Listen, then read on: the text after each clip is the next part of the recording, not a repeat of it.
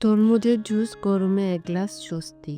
গরমে শরীর আর মন দুটোই সতেজ রাখতে চান?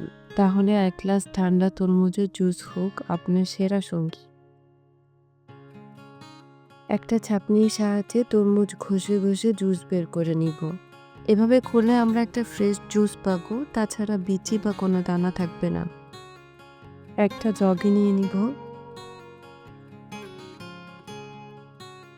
লবণ দিব 1/4 চা চামচ, চিনি দিব 1 টেবিল চামচ, লেবুর রস দিব 1 টেবিল চামচ,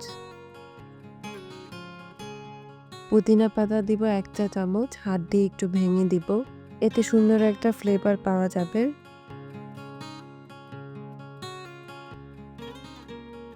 এখন 1 কাপ জুসে আরও 1 কাপ পানি দিয়ে দিব। এবার জুস ভালো করে কিছুক্ষণ নাড়তে থাকতে হবে।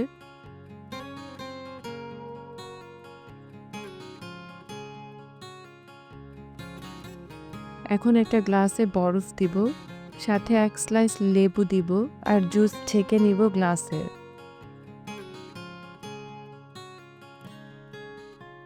হয়ে গেল একদম সতেজ তরমুজের জুস। কেমন লাগলো এই সহজ রেসিপিটি জানাতে ভুলবেন না।